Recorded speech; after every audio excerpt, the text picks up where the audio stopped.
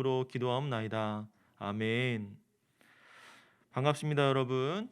자, 2020년 마지막 예배를 우리 여러분들과 함께 이렇게 실시간 영상 예배로 드릴 수 있어서 참으로 기쁘고 감사합니다.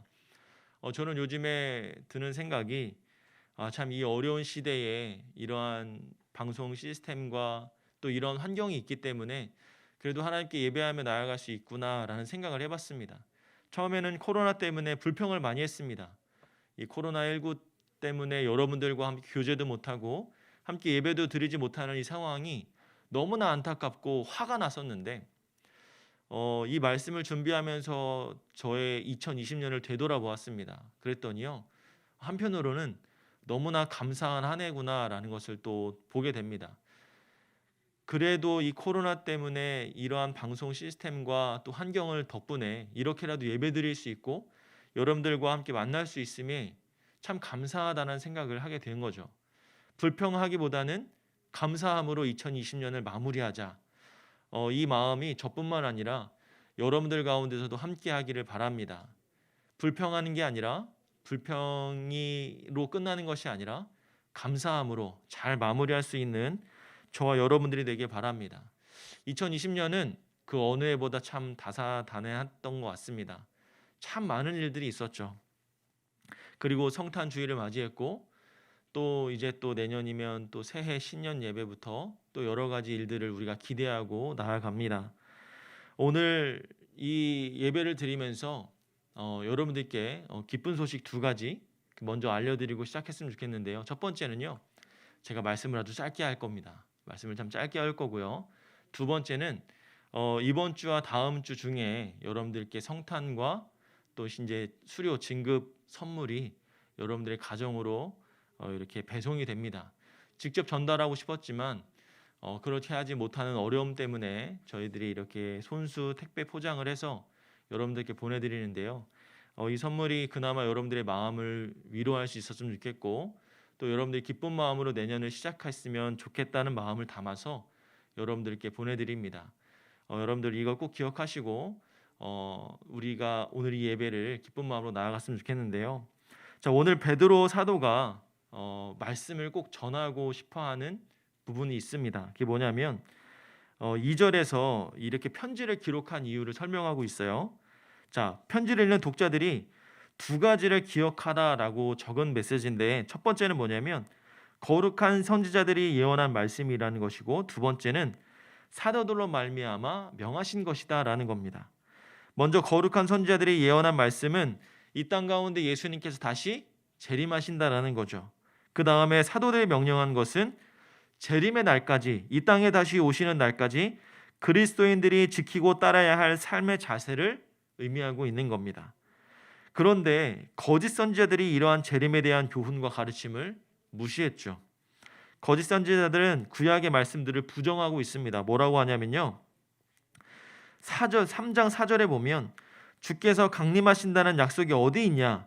조상들이 잔 후로부터 만물이 처음 창조될 때와 같이 그냥 있다라고 이야기하는 거죠. 이 말은 편하게 얘기하면 주님이 다시 오신다고? 웃기는 소리 하지 마. 하나님은 더 이상 세상에 관심도 없고 관계도 하지 않고 한번 세상을 봐봐. 만물이 처음 창조될 때와 같이 똑같이 있잖아. 변한 건 없어. 세상은 절대 안 변해. 세상은 망하지 않아. 그냥 이대로 흘러갈 거야. 그러니까 너희들도 기대하지 말고 그냥 그렇게 살아. 이렇게 이야기하는 거죠. 하지만 이 말이 맞나요? 네, 틀렸습니다. 그들은 세상이 하나님의 말씀으로 지으신 것을 일부러 부정하려고 하는 것이죠. 베드로는 구약의 사건들을 예로 들어서 하나님이 이 세상 가운데 현재에도 역사하신다고 있는 사실을 강조합니다. 첫 번째는 창조 사건이고 두 번째는 심판하신 사건이죠. 자, 우리 5절을 보면 이렇게 이야기합니다. 이는 하늘이 옛적부터 있는 것과 땅이 물에서 나와 물로 성립된 것도 하나님의 말씀으로 된 것을 그들이 일부러 잊으려 함이로다. 하나님이 이 세상을 그냥 흘러가게끔 방치해 두셨을까요? 그냥 우리 눈에는 그냥 흘러가는구나 라고 보일 수 있지만 전혀 그렇지 않다라는 겁니다. 하나님은 말씀으로 세상을 창조하셨고 그 이후로도 하나님이 세상을 다스리고 있는 거죠. 그러나 이 거짓 선지자들이 창조 질서가 그대로 유지되고 있는 것이 하나님이 이 세상에 아예 관여를 하지 않기 때문에 그렇다라고 이야기하는 거죠. 세상의 창조 질서와 세계가 그대로 유지될 수 있는 것은 하나님께서도 지금까지 세밀하게 간섭해 주시고 역사하고 있기 때문에 지금 이렇게 가능한 겁니다. 하나님이 만드시고 보호하시고 유지시켜 주시기 때문인 거죠. 더불어 베드로가 하나님의 역사적인 개입을 주장하는 증거가 뭐였냐면 바로 홍수 사건입니다. 여러분, 하나님이 인간의 죄와 불순종에 대해서 심판하시는 분이라는 거 알고 계시죠? 노아 시대에 많은 사람들이 죄를 지었기 때문에 하나님이 그들을 심판하신 사건이 바로 홍수 사건입니다. 그것만 봐도 하나님이 이 세상을 심판하시고 역사하시는구나라는 것을 볼 수가 있는 것이죠. 6절에 보면 이로 말미암아 그때의 세상은 물이 넘침으로 멸망하였다라고 이야기합니다. 베드로는 더 나아가서 선언합니다. 뭐라고 하냐면요, 하나님의 역사하심은 과거로 끝난 게 아니라 그 하나님의 말씀이, 그 동일한 하나님이 지금도 말씀하고 계시고 여전히 유효하시며 그 말씀은 이루어질 것이다 라는 겁니다. 물론 2000년 전에 예수님이 이 땅에 오신 후에 아직까지 예수님이 오시진 않았죠. 그렇다고 해서 이제 예수님이 오지 않을 거야, 역시 예수님은 무관심해, 관심이 없어, 이게 아니라 그때까지 하나님의 창조의 질서가 변함없이 유지될 수 있는 것은 하나님께서 우리의 죄를 보시면서도 끝까지 오래오래 참아주시기 때문이라는 겁니다. 그래서 바로 9절에서 이렇게 말하고 있죠. 9절 눈으로 따라와 주세요. 오직 주께서는 너희를 대하여 오래 참으사 아무도 멸망하지 아니하고 다 회개하여 이르기를 원하시니라. 더 많은 이들이 주님을 믿고 회개하며 돌이킴을 기다리고 있다는 겁니다. 그러므로 여러분, 이 성경에 기록된 대로 세상의 마지막은 다가오고 있고요, 예수님은 다시 분명히 이 땅 가운데 오실 것이다라는 것을 보여주고 있습니다. 심판의 날이 가까워졌다고 호들갑을 떨면서 사람들을 긴장시키는 것도 문제지만 심판의 날이 오지 않을 것처럼 사람들을 현혹해서 영적으로 무장해제시키는 것도 문제라는 거죠. 심판의 날이 여러분들 반드시 오임을 기억하시길 바랍니다. 앞으로 미래에 하나님의 심판은 반드시 있을 겁니다. 그분이 다시 오실 그때에 그러할 것입니다. 2000년 전에 예수님이 왜 이 땅에 오셨나요? 이 땅 가운데 오신 이유는 마태복음 1장 22절에 세상을 구원하기 위해 오셨다라고 이야기합니다. 그리고 다시 오실 예수님은 더 많은 사람들을 구원에 이르도록 오래오래 참고 기다리는 것이죠. 그러므로 우리가 예수님이 오셨던 이 기쁜 성탄을 맞이하면서, 그리고 다시 오실 예수님들을 기대하면서 어떠한 마음을 가져야 할까요? 아, 예수님이 분명히 다시 오실 거야. 예수님은 분명히 그 말씀을 이루실 거야 라는 기대와 마음가짐이 필요한 것이죠. 여전히 회개하지 아니하는, 경건하지 아니한 사람들에 대한 안타까운 마음과 긍휼한 마음이 우리 예수님 가운데 있는 것입니다.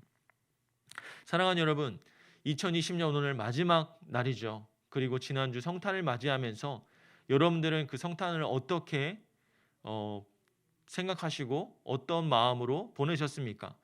이 땅 가운데 다시 오실 예수님을 기대하면서 보냈습니까? 아니면 그래, 예수님은 뭐 그냥 우리가 기쁜 성탄절, 휴일, 그냥 즐겁게 노는 날, 단순하게 이렇게만 생각하셨습니까? 저는 그 성탄을 기억하면서 또 2020년 마지막 주일 예배를 주님 앞에 드리면서 여러분들이 한번 되돌아봤으면 좋겠어요.